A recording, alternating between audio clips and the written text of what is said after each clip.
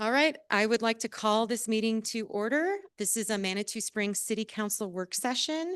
And let's see, today is January 13th, 2026. Again, this is a work session, so no decisions will be made during tonight's meeting. And I'd like to begin with a call to order. So we'll start with Counselor Latimer.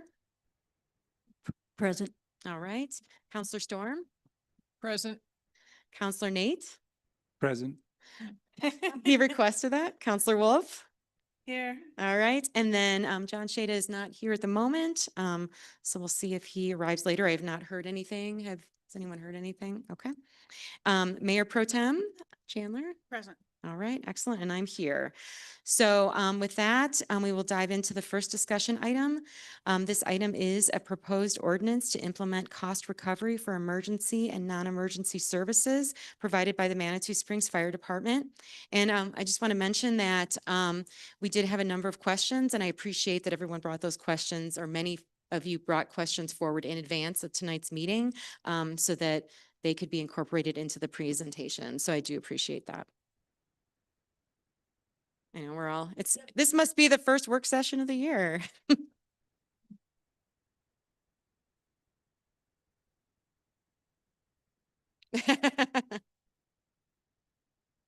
Perfect timing. All right. Thank you, Fire Chief. Happy New Year. All right. Thank you.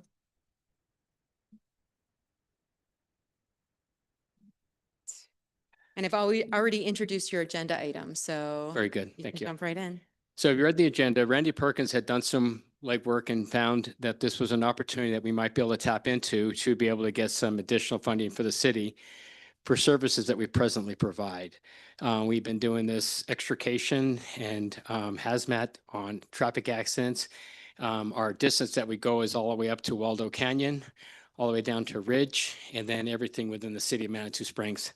So 30, 40 traffic accidents a year. It's a moving target. Sometimes we have more, sometimes we have less. I'm not going to go down the line of climate change and not having snow or having snow, but we also have people that get inebriated and get in traffic accidents and things to that effect. There are three parts to your insurances that you've got for your auto. You have liability, collision, and comprehensive. The liability is the part that we bill on the insurance side for our medical treatment that we do, and that helps us to get reimbursed for our medical expenses on our transports and our ambulances. Then you have comprehensive, which is the part of the acts of God. We don't foresee that happening unless we have a rock slide, which would fall into that category. But then we also have collision. And the collision part is the part that is a separate part that has to do with all the metal in your car. So liability is the people and the humans, and the collision is the metal and the wheels and the cars and the trucks and things to that effect. There is a schedule that's been established nationwide that has got a standard for billing for these types of events. And the schedule, I think, is on page 17 or 19. So we're wanting to get an ordinance so that we have the ability to send forth billing for that portion of the response that we do.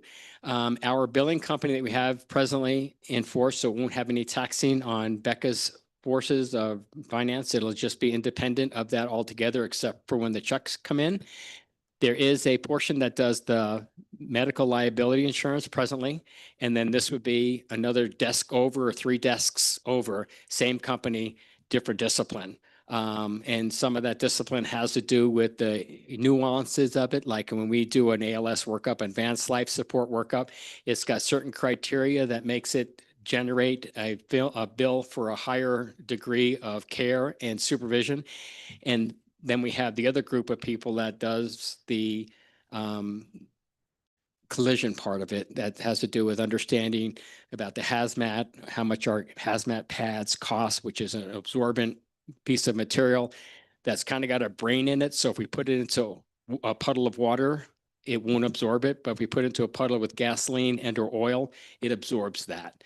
And so it's a smarter handkerchief, and it costs more money. So they understand some of the nuances of that, as well as some of the equipment that we use, our Jaws of Life. You know it as the Jaws of Life, but ours is called a Homatro. You don't need to know that for any purposes, except for the fact that there's wear and tear on those. There's use, maintenance, and things to that effect that they understand that is part of the maintenance of that equipment. And so that is the nuances that are handled by this other desk over or 3 desks over. And we wanted to see if Manitou Springs City Council would allow us the opportunity to pursue this, have it in an ordinance, and then start to bill for those services. And that was a lot. I don't know if I had a word count on that or not, but so that was what we would like to have happen today. If you have any questions about the specifics, I will tell you that we're more likely to have a traffic accident, especially with the extrication part. We've had 2 that were really kind of unique this year. One, we had a car that ended up getting arrested against a tree, nose down in the canyon. We had to strap the car to the tree so it wouldn't fall over. And then we had to cut the metal to get the patient out. Extrication usually takes one of 3 things. Either we just remove the patient from the car, which really doesn't count so much as an extrication unless we have to pop a door. Sometimes the cars get bound up a little bit and the doors don't work and we have to get a tool in there to kind of extricate it to kind of create a gap, and then we can make the door pop. The second part is where we have to cut the car apart. Cut the, when you sit in your vehicle, the 2 posts forward are your A post. The ones that are next to you are your B posts, and the ones in the back are your C post. Sometimes we have to cut the A post, the B post, and then fold the hood back so we have access to the car. Kind of like open a can of Kipper Snacks, if you remember Kipper Snacks or sardines back when you're younger. The third part is a combination of both, where we send a firefighter inside the car to start doing stabilization, and then we do some cutting, moving, and adjust the patient inside where we can get him out of the car. So those are the 3 ways, and the extrication is probably the more common of what we're going to see. In most cases, there's hazards on the ground, but usually those hazards are the windshield wiper washer fluid, and that's not of a problem for us. But even things, anything but that is a hazard. It's antifreeze, where we don't want the wildlife to drink it, or we don't want the dogs to lick it up, especially if we're in the downtown area. So that would be a part of the hazard mitigation. There's an expression, best solution for pollution is dilution. And so we can just fill it up with 500 gallons of water and get it so that the parts per million is not so toxic for the animals and or our pets. And then there is a responsibility for the tow truck company to gather all of the glass and shards and the plastic and things like that, which sometimes happens, sometimes doesn't happen. I was just up in Woodland Park today and I drove by an old car crash and I could look on the right side of the road and all the parts of the car that they didn't tow away were still sitting there, which is kind of bad mojo. So we, as fire, would be picking that stuff up, even though it's the responsibility of the tow company, which we have nothing to do with. And so as far as car fire go, we've had a couple of campers catch fire, which is kind of a unique part where a lot of tow truck companies won't take possession of that. So we would have to do some more work the police department and fire department do some more work to get that mitigated. And it's just a flat fee. So from an RV camper all the way down to a Yugo, that would be all part of the car fire type response, except for the fact that we have more cars with batteries now, and that brings in the hazardous material part. And that's the part that can be really, really kind of costly and would be something we really would want to try to capture those costs back from that. And then along back to the campers and RVs, they also carry a pretty good sizable amount of liquid petroleum gas, propane.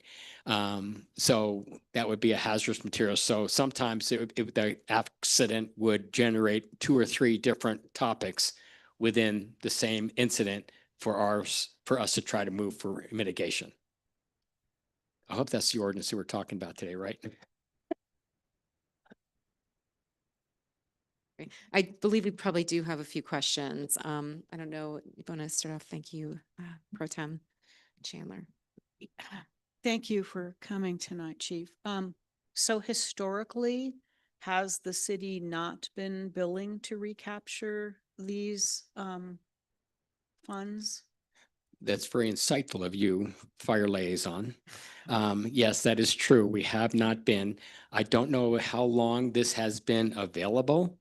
but Randy Perkins just came across this within the last 7 or 8 months. And then we started to try to do some navigation to find out if we, in fact, would fall into that category and if it was available to us. And we think it is. And that's why we are pushing this forward now.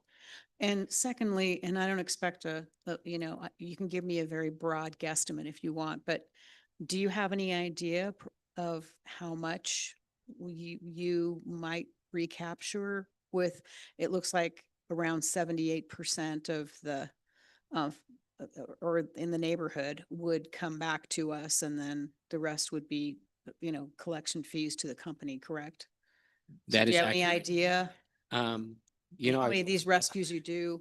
we have a gut feeling. I think it's be in between $30,000 to $60,000 a year. And that's kind of, we looked at some of the accidents we had historically from 2022, 2023, 2024. And we calculated that for just the extrication portion of it. But if we had we didn't fine tune it down because we don't know what our next steps will be. But I think it's somewhere between $30,000 and $60,000, which we could estimate billing for. And then 70% of that would be what we would expect to see, or 75. Okay, and my last question is a little bit off topic, but since it was in the memorandum, I'll bring it up. I just had a question. Oh, and there goes my screen. You mentioned additionally, compliance with environmental protection requirements and homeland security regulations has increased operational costs for the fire department. Do you know how much do you know about approximately how much that's been raised, what the fund amount there is? And is that a separate line item in your budget? Because I was reviewing your budget and I didn't see anything specifically for that. I can't answer that question. I don't have that number for you. Okay. I know that the cost for the fire department will not increase in this particular situation if that was what you're tying that to, because we're still doing business as normal and Okay. usual. And so nothing will change except for COLAs and things to that effect. But I don't know what you're talking about if you're Yeah. trying to reference this ordinance or not. Okay, I'm not referencing, I just was wondering if, because I'm trying to think of how much we might capture versus how much we are going to be possibly have our fees increased by federal regulations and climate change. So I just was curious to see if you'd done any math on that. I have not. Okay, thank you. That's all I've got. Okay, yes. Counselor Nate. Thanks, Chief, for the review. So my question is going to be really simple, and it's just going to go back to the example that you had with the person you were extracting from the tree. So how does the cost work? So today, all the costs with that extraction we're paying as a city, and is my understanding correct that some of those costs would then be passed off to the person who was in the accident? And if you can just help clarify that for me. Those are two very, very perceptive observations from you. So the first part of that equation was, I'll do the second one first. There will be no billing to the occupants of the vehicles. The people that will be treated if they're transported to the hospital will fall under the liability side, and that's the end of the story. Historically, we've been doing it for free. The city has not been incurring the costs except for replacement of some of those smart handkerchiefs. And that's the cost that we have been absorbing, which won't be absorbing anymore. The insurance company has a special little pot of money that they hold back for this type of an event, and that's the bank from which we will draw. That's helpful, because my concern was that some of these costs would be going to the residents. And so I was playing out in my mind, just personally, I get in an accident and then I get a bill for $3,000, $4,000, $5,000. And I think that's where my sensitivity was. But you're saying this is a way to leverage the insurance program to defray those costs where the city doesn't take those on anymore. If my That's a very, understanding is very correct. accurate understanding that you have. That is true. We will not be billing the occupant, whether it be the driver or the passenger for this event. It's only going to be the insurance company. And if they are driving without insurance, That's a bill auto situation, and we don't have any billing involved in that. We So I will not really be able to do appreciate that. That's very helpful. And then to Judith's point, from a history perspective, is this sort of a new provision with our insurance coverage that we're now leveraging, or was it potentially there before and we weren't necessarily leveraging, which is okay and that can happen. And I just assume we leverage it if it's there now. I think the last statement is the most accurate part of that. I don't know how long they have had this and not expressed it. And that we have an expression, telephone, telegraph, telefirefighter, because we're always talking amongst ourselves. And I don't know if the word got out and now people are starting to capitalize on it or not. I don't know how long this has been in existence, but we believe that now it is, and we want to take full advantage of that. Yeah, I appreciate it. Thank you. All right, any addition? Okay. Hi, Chief. Hey, on page 17 with the common billing to the insurance company, are those or not to exceed amounts, or if it happened on a level one that our cost was much higher, can you submit a higher amount? We likely could make any ordinance that we want. We went with what we found to be the standard, which was presented to us from the company from which we're going to be using. Okay. If I Is there, said that right. close enough. Okay. Is there any caveat for the damage that a car crash might cause to curbs or light posts? Can we reclaim any of those costs through insurance? If there was damage done outside of the vehicle, Yes. that will be handled under the collision portion of their insurance policy if they have it. It doesn't matter what the damage is to the vehicle. We can have very small, slow impact that still has to incur our extrication tools and equipment, and that would trigger this response for the billing portion of it. We don't say it was a 50% total car, so we only charge 50% of the level. Mhm. If it trips the box, it trips the box. Okay. And I'm thinking about if I hit the light pole and I damage the light pole, my insurance, or would Fire Recovery USA consider that an acceptable claim? That would be under the normal of your collision Okay. coverage. This is a different pot of money. So that is something that has been in existence forever. If someone took out a light post or someone else's vehicle, we've always been maintaining collision insurance to take care of the other party's metal. Mhm. The liability takes care of your people and the other people after they go through their mitigation of State Farm has a driver, has an all-state patient on the other vehicle. State Farm will pay, or Allstate will pay for this person's damage. And then Allstate calls up State Farm and says, here's your bill. That has always been in existence. That will continue to be in existence. This is a government coming through and saying, and we had to pay for our services as well. Mhm.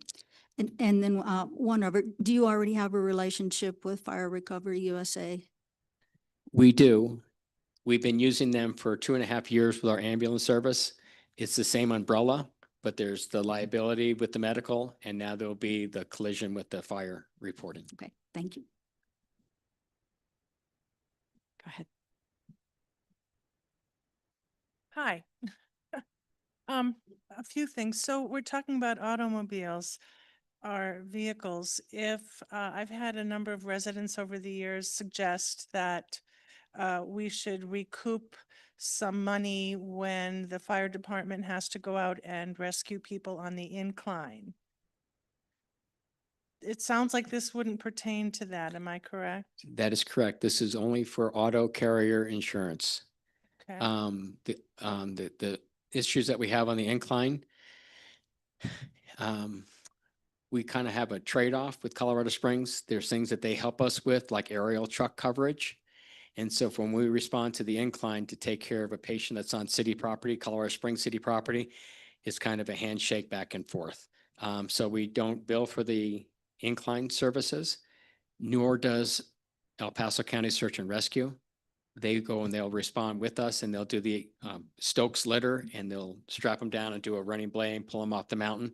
There's no fee or charge for that as well.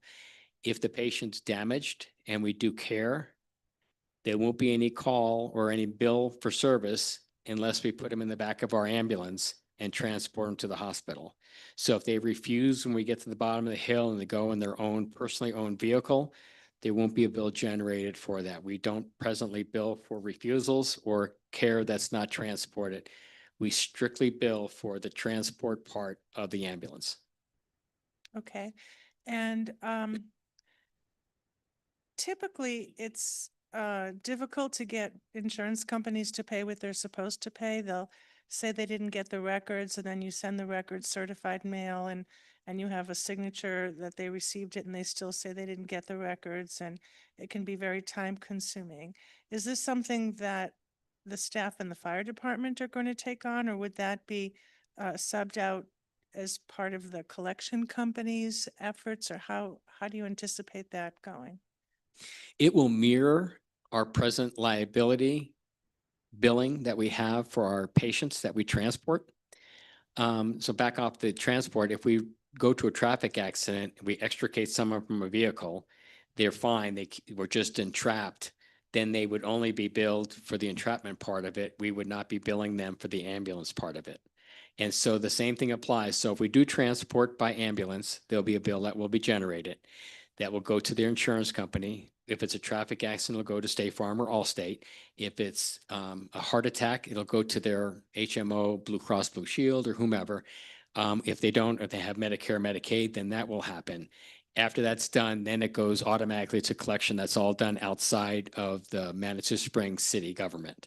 This Okay. will apply very much the same. If there is a bill that we generate, they will put the billing into the insurance company.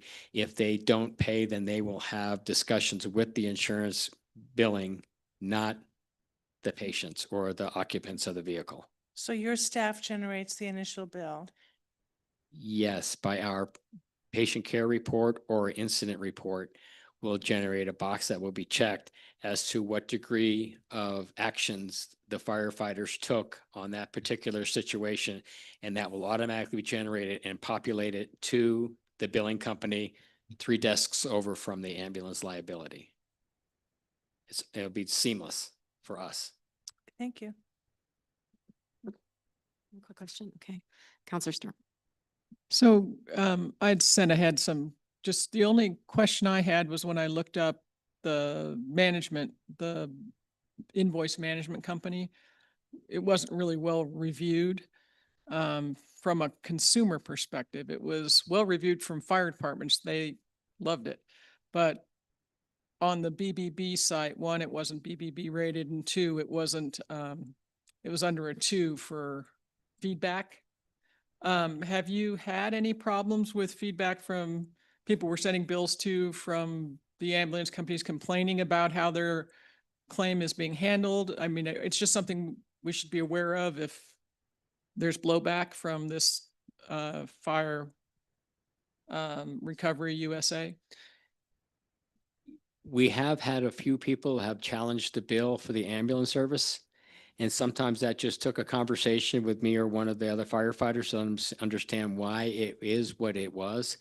One of which was just a couple of days ago, we had a patient which we ran in November, and then we ran again. And on our CAD notes, it said that she wanted an ambulance from Colorado Springs. So it kind of puzzled me a little bit. So when I got there, I was having a conversation after she was stabilized. A couple of days later, I stopped by her house and I said, what was your thinking on that process and how was that playing out? And she was, she had not submitted her bill to her insurance carrier yet.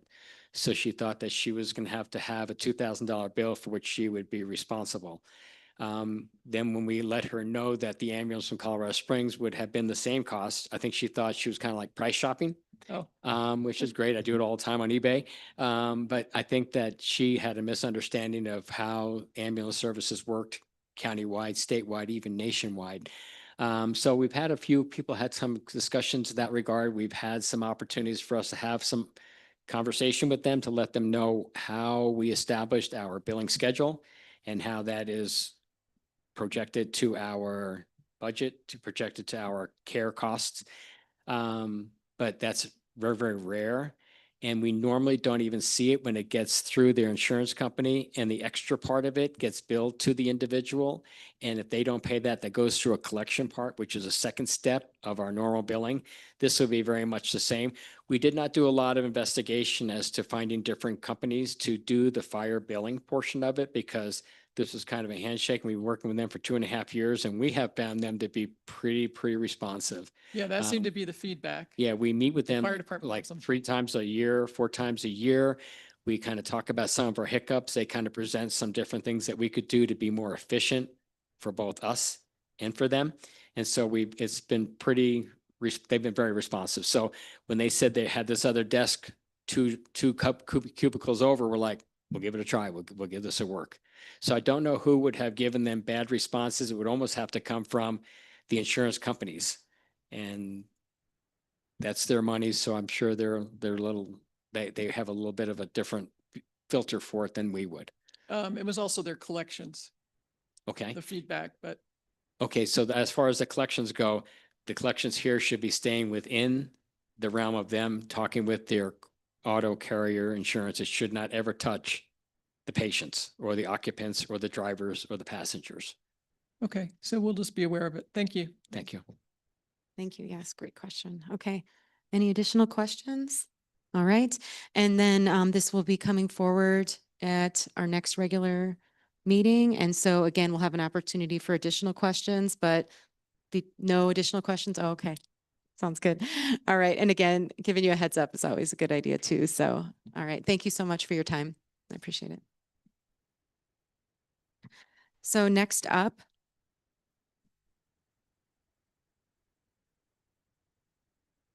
okay. All right. So the next item we have is a proposed ordinance for existing inadvertent encroachments on city property or right of way. I do believe that Counselor Wolf did receive a request for potentially the Planning Commission to weigh in on this item. And then with that, the potential request to move this to a future agenda once we've heard from them.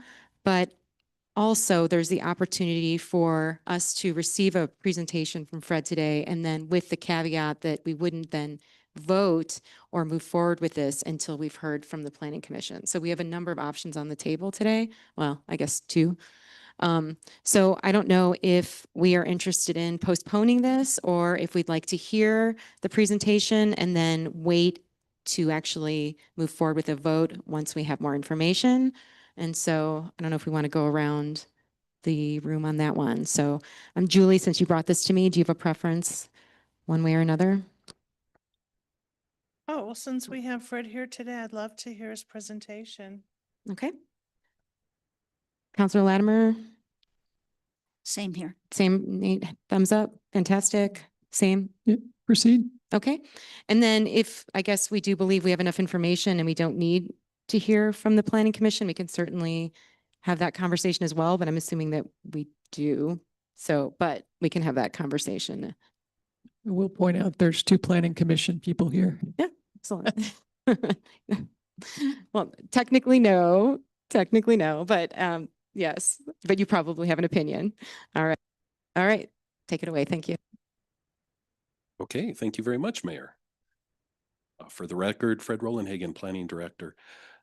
And also to qualify that this is not a change, or this is not a consideration of a change to the Land Use and Development Code, which is Section 18. Rather, this is a proposed amendment to Chapter 12, which is work and encroachment on city property. So it's a different authority. It's a different under a different section as regarding the city as property owner, and not regarding the city as land use authority or zoning authority, which your authority is under Title 18.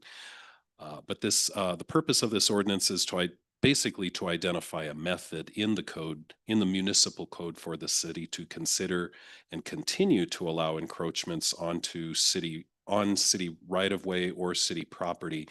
Most of the time, or these encroachments are usually inadvertent or have existed for a long duration. A lot of times the encroachments have probably existed for several decades, or in some cases in our city over 100 years, in other words, for a very, very long time.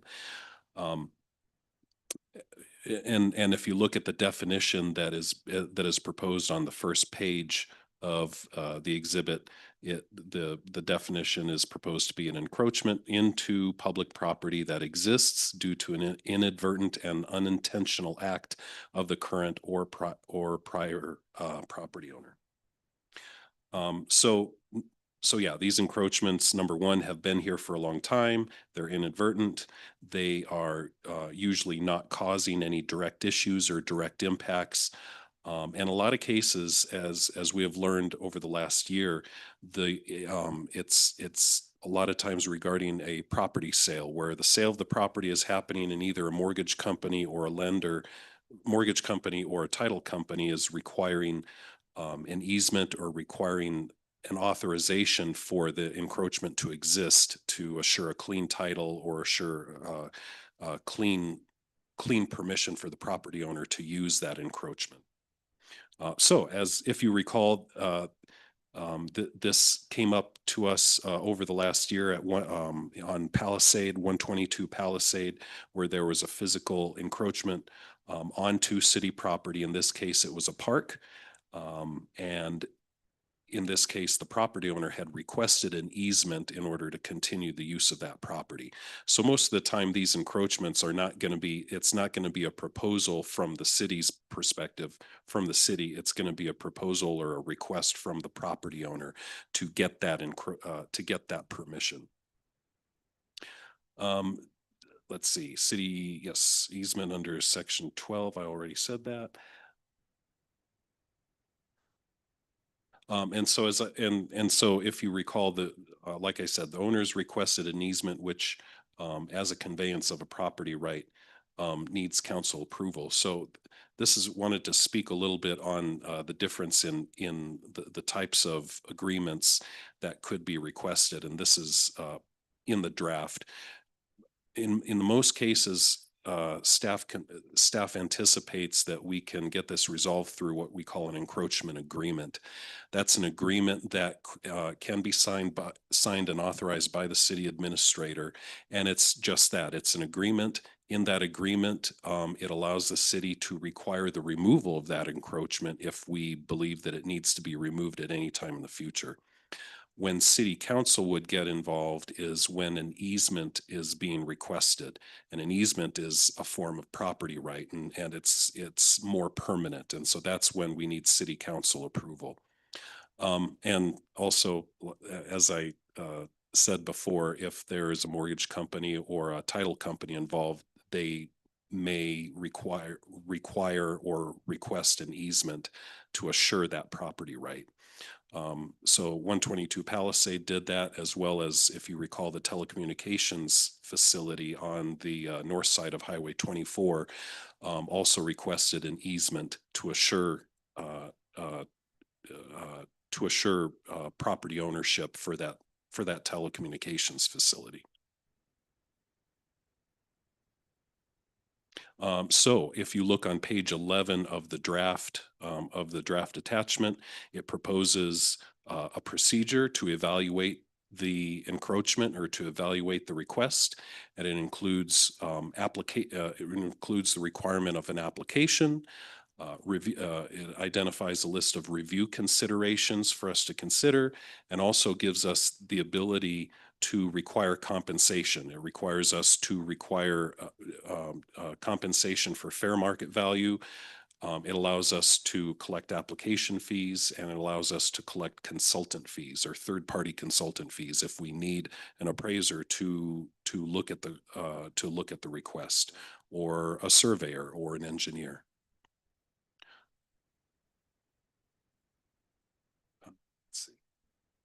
So when you look at the procedure, the responsibility for carrying out the procedure does lie on the city administrator. And so it would be up to the city administrator to delegate that authority to the appropriate department. I anticipate that the planning department will be involved in most of those requests, and we don't have a problem with that. We do not anticipate the workload to be very large. It's possible that public services might be a better department to look at an encroachment on a public street or something like that, because they know more about that scenario. And then let's see, I indicated when the city administrator would be allowed, would be able to authorize an encroachment agreement. And then if an easement is requested, that easement would go to city council for approval or denial. So that's my presentation. Are there any questions at this time? Okay. Counselor Latimer, go ahead. Fred, just one, who determines whether it's inadvertent or intentional encroachments? Actually, it would be the city administrator to determine whether we would process a request under this particular section, or if it's considered. There are three other types of encroachments in Title 12. One is a minor encroachment, one is a temporary encroachment, and the third one is a major encroachment. Most of those encroachments are related to construction or utility work or something like that. I believe the minor encroachment in Title 12 it gives us the ability to authorize construction of fences or landscaping on our property. In this case, this would be something that's existing, that's inadvertent. It's been there for a very long time, and what we're trying to do is grant them permission for it to remain, so we can all move on with life. Thank you. Counselor Wolf? I know you haven't been with us for very long, but roughly, based on your experience, how often do we have these requests? I think it's said in the memo once or twice a year. Yeah, my anticipation is that we would receive no more than one or two requests a year.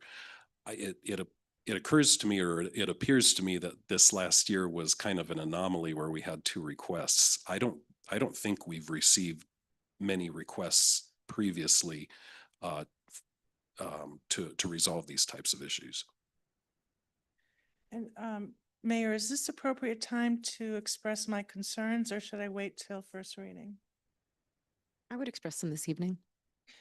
My concerns are that since this only happens once or twice a year, it's not terribly onerous, that it should come before council. I believe that way we're more transparent. We can show the public that we're being consistent in how we are resolving these requests. And it ensures more of a due process procedure. As it's presented, there is an extreme amount of discretion provided with to the city administrator, who I understand can delegate it to planning department or wherever, but there's no appeal rights. It could be denied for any reason. There are no standards. There's no requirement that a reason be given, and even if it were given, it's not quasi judicial, so it's not appealable. And so I have concerns that it's highly unusual compared to what we're used to seeing here on similar issues. And I realize it's not an easement, but it's a similar outcome. And so I'm just concerned that the lack of predictability in the eyes of the public doesn't look good. The ordinance says that the decisions are based on specific facts, but provides no standards for weighing those factors. And applicants cannot really evaluate or assess their likelihood of success because it's all done kind of behind closed doors, if you will. There are no timelines or procedural deadlines. It looks like a one-sided process where the public input is optional based on whoever the city administrator happens to be that year. Planning department input is optional. applicant testimony or position is optional. And it's effectively an internal opaque kind of decision-making process. So I feel, as an attorney, that just triggers me around due process rights, which, is an important fundamental concept in our rule of law that we still somewhat have these days, fortunately. But where there's no findings, no obligation to give a reason, it's completely discretionary, no appeal rights. Especially in a small town, it can make people feel sometimes, how come my neighbor got his granted and 2 years ago this other guy, got denied? Why did I get denied? It could create for people who are feeling, and I don't want to use the word paranoid, but without there being any visibility to the decision-making process and none of it is public, there could be favoritism. And there's financial uncertainty too on how the fee or the fair market valuation will be determined. Those are my concerns. And since it's, it's not like we're so busy, we can't handle 1 or 2 of these a year, it just seems to me that I'd prefer this come before council just the way easements do. Thank you. for Thank you. Considering that. And Mayor Pro Tem Chandler. Thank you, Mayor. Thank you, Fred, for the presentation. First of all, I'm grateful that we're talking about an ordinance because we do need a process, obviously, with our, some things that have come up in council over the years. We do need that process, and I'm grateful to see that process does include getting financial, being recouped for our costs, because I think that we've been a little bit lax on that end in the past as well. So glad to see that. But lastly, I do concur with Councillor Wolf. I had that exact same feeling. I just feel that I'm big on a transparency, and I would prefer that the process be that all of these cases, the 1 or 2 a year, some of them are quite interesting, actually, when they come before us, are all handled by City Council. I just feel like that is the appropriate place for all of the reasons that Councillor Wolf, articulated already. So I do believe an ordinance is needed, and I think for me it's just coming down to the language of how we're gonna do that. So thank you. That's all I've got. Thank you. Looks like you're ready to go. All right, go ahead. Nope, I was going to call on you. Thanks, Fred, as always. And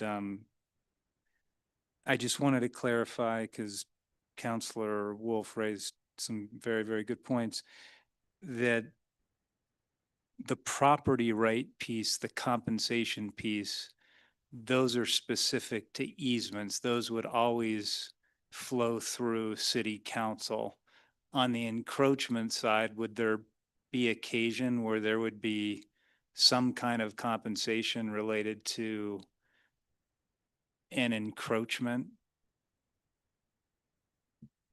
And I don't want to get overly technical. I just wanted to make that distinction. Yeah. Yes, that's a good question. The way I'm reading the draft right now is compensation would be authorized or would be allowed under an administrative approval or an Okay. approval by City Council. I appreciate that. Yeah. And then my other is just a more general comment for the group to react to or invite challenges. Is there some merit then to that rather having the encroachment process flow to City Council, that CPC, the City Planning Commission, would potentially handle that or help support the process? So it's just a general comment. Sorry, there you go, Councillor Storm. That's an interesting Now, and I apologize. I don't know if it's appropriate for me to speak to Nate's idea in this situation or not.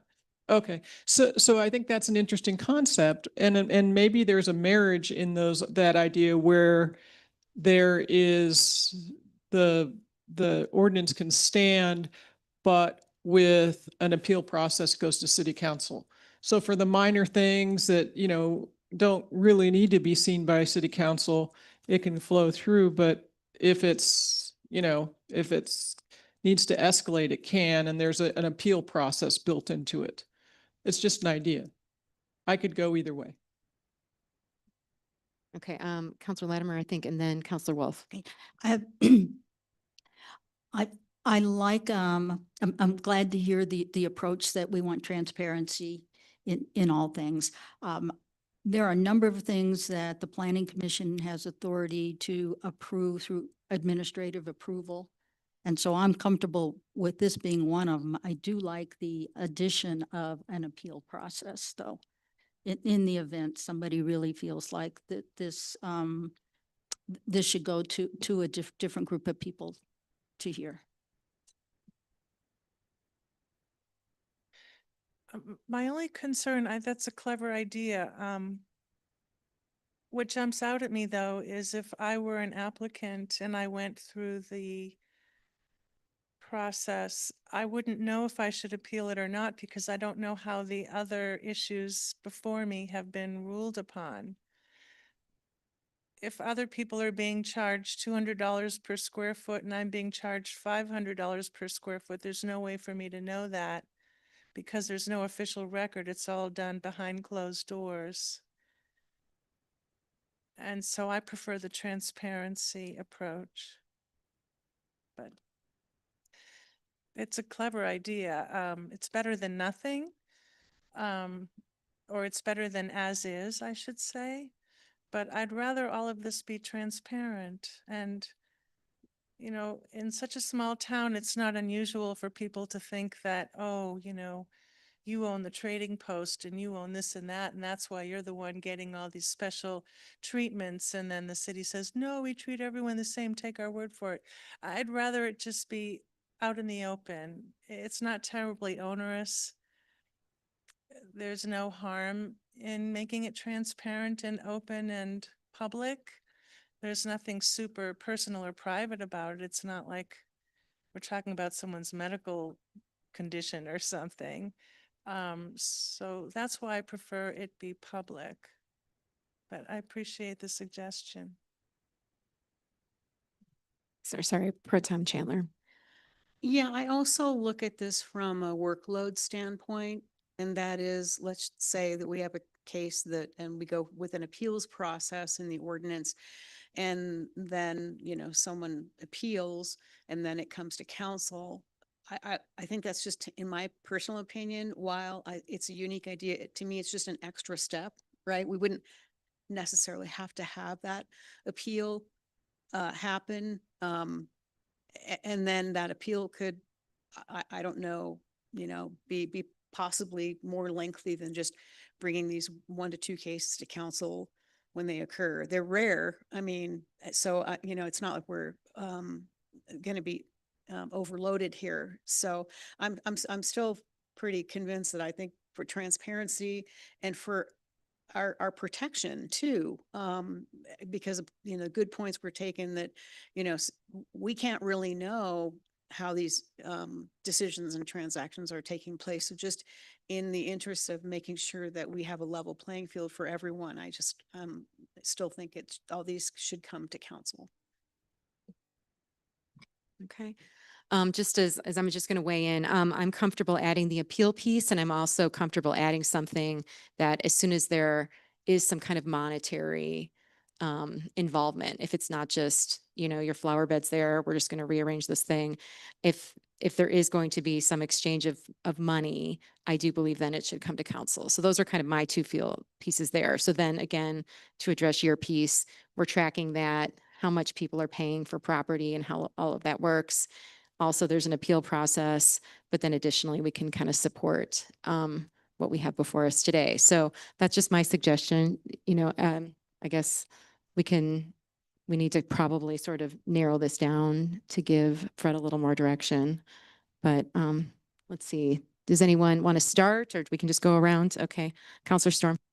I guess since this is only once or twice a year, I can support Julie's position that we just bring them through city council. I've stated my position. Great, and Well, I just want, if I may comment on your comment. You're saying if it involves money, if we're always talking about land and I get it for free, so there's no money involved, then I can do that with my meeting with Fred in his office. And someone else is charged money, then they'd have to come to council. That doesn't make sense to me because I wouldn't know how many people got it for free. And so I just think it makes a lot more sense for it to come to council, because otherwise, if some people are getting use of land for free, and that happens behind closed doors, then how would the people who are being charged, it just doesn't seem consistent, or it doesn't seem like equal protection or equal application of the rules to all people. I mean, I suppose if there's some weird situation where there's, a title company that notices that the city owns 3 inches of land that is, supposed to be, that has somebody's fence on it, then we might decide that 3 inches of land is worth 3 cents. But there should always be some kind of financial analysis for giving land away. And so that's why I would like it to be public. okay, Counselor Latimer. I am now convinced that city council should receive these applications. Okay,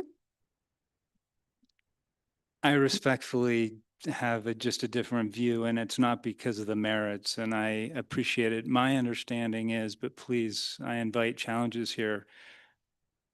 I really thought that's what the CPC was set up in much the same way the Historic Preservation Commission is constantly reviewing applications at the forensic level. So it may just be a philosophical view, although I don't have strong conviction. I just think at our level, at the council level, this feels like a very forensic thing that the CPC, and I think the CPC would find the balance in terms of transparency, et cetera. And I would have full faith and confidence that if there was something that they felt they needed to escalate to this group at the council level, that they would do that. So that's my view. thank you very much. So it does sound like we have 4 folks, so that we're going to move forward with those suggestions. And then additionally, there was a request, Alan Delwich wanted to weigh in, and then I had suggested maybe we look to the Planning Commission, but it sounds like the Planning Commission typically wouldn't weigh in on this. So maybe it would be Alan Delwich weighing in as just a resident of Manitou. And so I think he's more than welcome to do that. Does that sound appropriate? Or do you believe that this is something that we should bring to the Planning Commission per Alan Delwich's request to speak tonight, even though he's not here this evening? I think as Fred pointed out, this isn't a land use and planning issue. So that's why it wouldn't go through Mhm. the planning commission. So I think it's just Alan speaking as a resident. Sound good? Okay. I think if it goes to ordinance, I don't know if you want to change the rules, but I think typically we wouldn't allow anyone from the public to comment at first reading, and they have to wait and come and comment at second reading for any ordinance change. Is that going to continue to be the?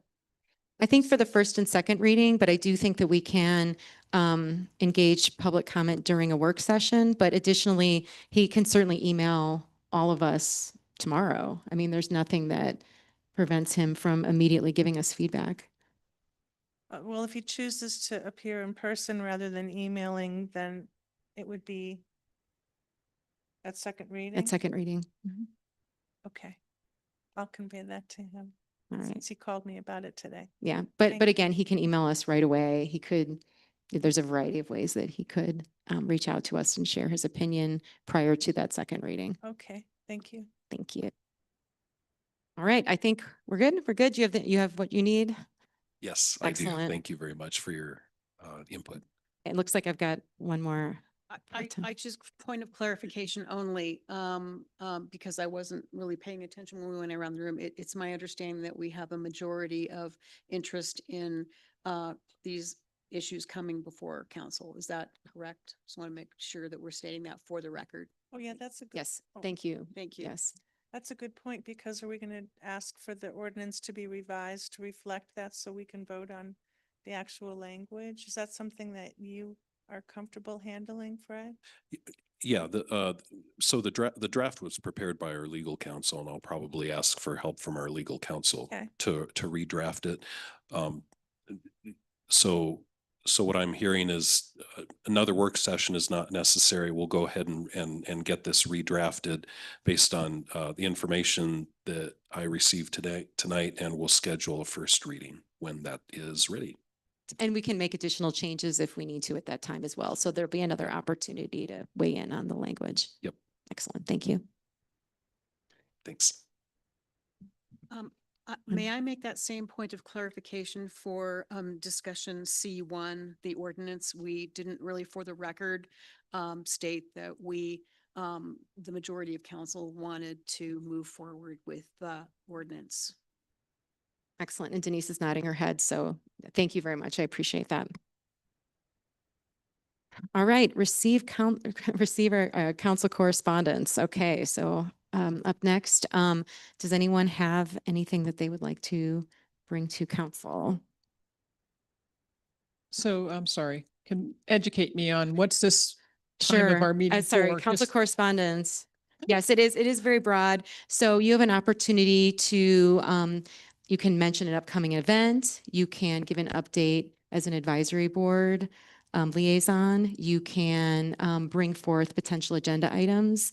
You can ask questions. The trick we have to kind of follow with this is that typically we can't turn it into an agenda item. So you may bring forth something that's really interesting and then we all want to start talking about it, but we typically have to say, let's hold back and move that to an agenda item so that the community is aware and they can participate and come to the meeting if we're going to discuss it. So that's the only thing you have to watch with correspondence. But other than that, it is an opportunity to share. Oh, okay, so I think this applies. I know that we're talking about our budget meeting next, we're going to have our budget meeting next month. And I'd been thinking about, all the prep and, talking about that format and how that's going to work. And I really wonder if we wouldn't be well suited to figure out how we can pull the community on the services we provide and let them rank them. So before we go into that meeting in February and talk about what we want to cut or what we're going to have to cut, if we get feedback from the community and somehow do it, I know it would be tough to pull together in a short period of time, but maybe pull together a public meeting or two to get feedback of, somehow we can come up with the categories of services we think we may need to cut and then get the community to rank them and also send postcards to every resident and with a place they can go online to vote and somehow go into that meeting in February with an understanding of what the community and how the community would rank our services and things we might need to cut. So rather than us saying, we're going to cut snow removal service, maybe the community would say, absolutely not. We need snow removal is our number one priority. But we don't know that until we somehow ask the community. So that's my idea. Fantastic. So actually, I'm going to have, thank you. Denise, would you like to actually respond to this in that it's going to be an agenda item next week? So I just want to have Denise. Yeah, there are Diana. a couple of things regarding the budget that I want to share is we really, you'll get the audit next week and we think the final, but if not, at least the draft audit for 2024. And it looks like we're ending in 2024 with about 95,000 more than we anticipated that was going into reserves. 24, we just finished the 24 audit. So that adds for the reserves that started in 25. We also won't have all the numbers for 25 until the end of March, 1st of April, because we're always several months behind in sales tax reports. So we don't really know where we're going to end in 25.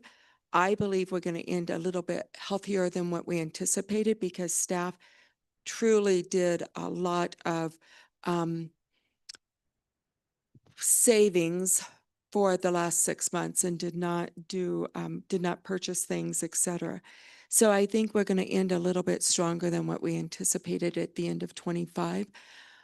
I don't know if we can pull something off that quickly.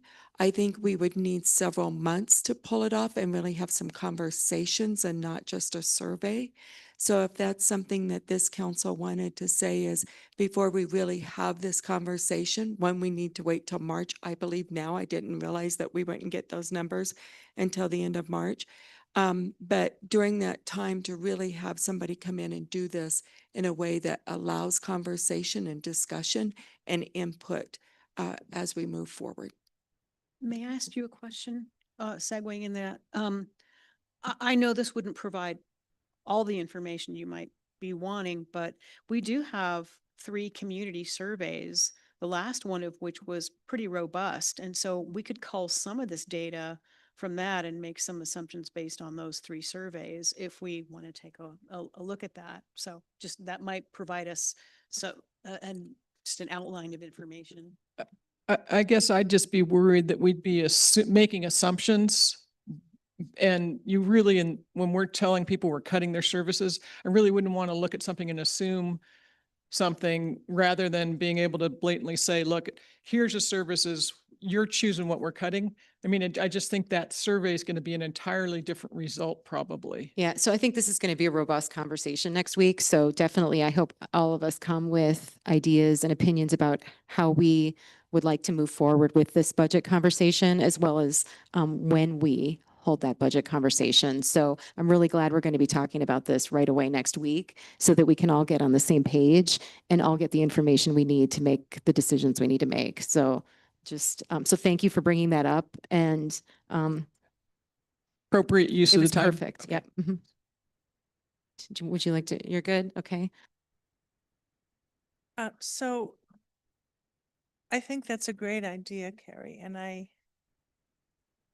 don't know if the postcard approach is most expedient, or if the city has pretty robust online presence now with sending out not only from Facebook, but the city administrator report that comes out every other week. But I would very much like to get public input as well.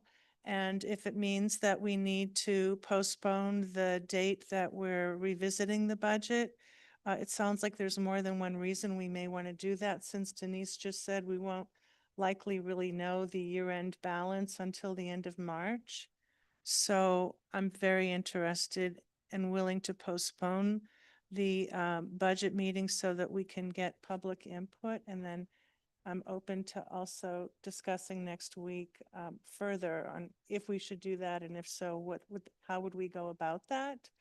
I think the public would really be upset with us if we didn't do that, because especially this year, it's been so much talked about our budget and the 2A situation. And so I think it's an appropriate time for us to perhaps get more input from the public than we normally do.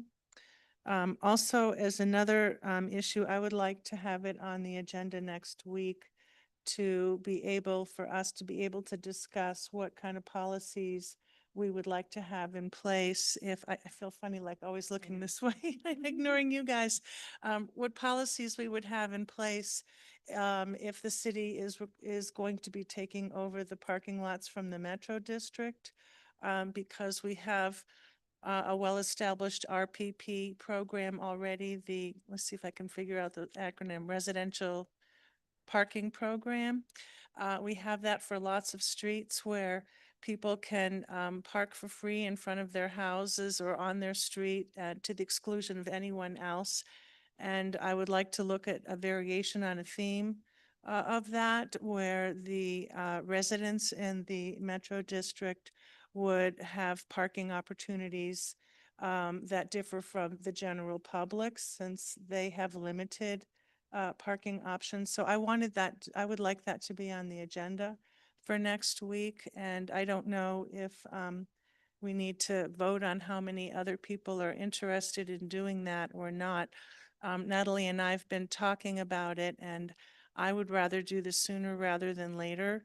And so I don't think it needs to be a very technical or difficult process. I'm guessing it might take a total of maybe 20 or 30 minutes, but that would be my proposal. Would the work product then be a resolution? That's what I was. gonna Yes, ask. yes. Okay, thank you. And before we go around, because I would like, to see if everyone's interested in moving this forward, would you be willing to help put together a draft resolution, or would you be willing, how general is this conversation going to be if we would like to move quickly? So what product would you like to have in the packets for us to review on Tuesday next week if we choose to move forward with this agenda Yeah, I item? appreciate that question. I'd be happy to put together a proposal, and that way we can discuss something concrete that's written out. I don't think it would be terribly long, a few sentences or something, but maybe some whereases and then the statement is usually how you do those things. So yes, I'd be happy to do that. And I need to get that to you by when? Technically, Wednesday at noon would be ideal. As in So tomorrow, but, but we'll do our best. I mean, we'll work on this, but first we have to take a vote. But anyway, so Nate, would you be in support of this moving forward as an agenda Well, item? I have a couple of questions. Oh, I, of course, appreciate you raising it. So the core goal and motivation is what? What's sort of the true north for us? The on this? motivation is for us to have a management plan in place, because the vote will happen early March, I understand. And I would like us to be prepared to have a plan in place on how we intend to move forward with the management of those properties. And What will so, the fee schedule be? Will it be the same as the fees at certain other parking lots that we do manage, or different? Will there be an RPP resident parking program for the Metro District residents? That kind of thing. Will the bathroom be open 24/7, or will it shut down and be locked at a certain time? Just those kind of management issues. I think I can get comfortable with it if one of the core motivations behind it links to our budgetary conversations. I really feel right now, and I'm totally aligned with Counselor Carey and Counselor Wolf on doing the survey and everything. I think it's important, but for me, that's priority. And so if what you're describing here helps support the budgetary conversations, I'm in support. So that's my immediate comment. Thank you, Counselor. okay, thank you. Counselor Latimer? I am supportive of that. I'd also like to have conversations about the notion of a certain amount of free parking available within the downtown area for residents who live downtown. So that could be a part of it. I don't know whether that's a good idea or a bad idea at this point. but- Yeah, I think it's going to be interesting because we're still getting feedback daily from the community about what their needs are. So it'll be interesting to see what we can address potentially next week versus what we address ongoing and into the future as well. So, May I make another comment? Mhm.